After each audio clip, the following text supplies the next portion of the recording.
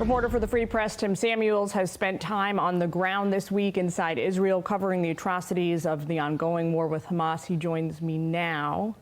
I want to ask you first for your reaction to the president's remarks a moment ago.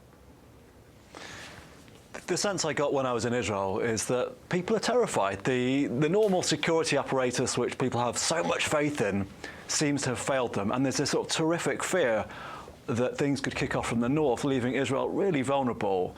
And President Biden seems to be saying the things that Netanyahu isn't. He is that kind of avuncular figure putting an arm around Israel at the moment, saying things are going to be okay, we've got your back. And from Israelis across the political spectrum who I met over the last week, there's a real sense of relief that President Biden seems to be taking this so personally and so seriously, demonstrated by his visit there today. So I think relief at this unprecedented moment of Israel feeling more vulnerable than at any point in its existence, really.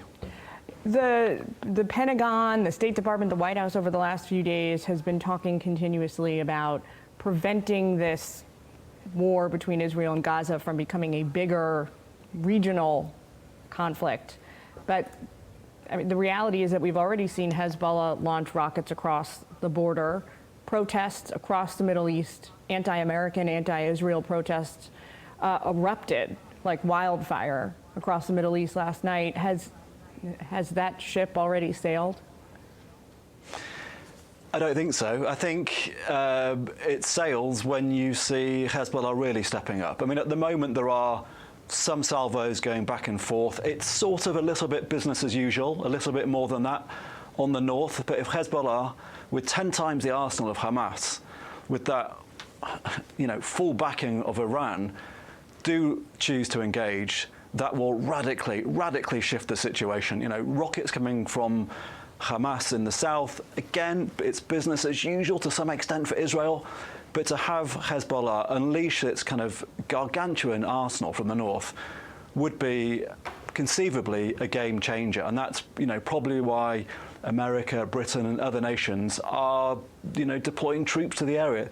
This is different. This really isn't business as usual. Tim, I want to ask you this question because a lot of people have different interpretations. Why do you think President Biden is there on the ground right now? What do you think is behind that decision, despite the security risks? I think he has a genuine history and affection for Israel that goes back throughout his time as a senator. And I think he, when you see the photographs of what happened on the ground, and I was in Kibbutz Be'eri last week, scene of a slaughter, of a massacre. I was outside a house where 8 babies were burnt to death. When you see these things, and I'm sure President Biden's seen a lot of the material that isn't in the public, you can't help but be emotionally drawn into this. And I think President Biden is reacting to what he's seen. I think he's come over to say at this time of where modern day pogroms are essentially taking place, that America has got your back.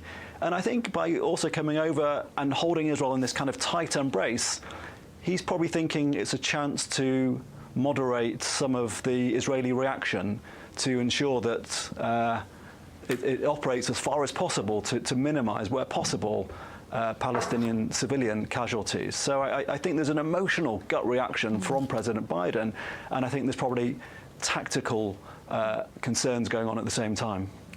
All right, Tim Samuels, we've got to leave it there. Thanks for taking time with us. I'm Steve Doocy. I'm Brian Kilmeade. And I'm Ainsley Earhart. And click here to subscribe to the Fox News YouTube page to catch our hottest interviews and most compelling analysis.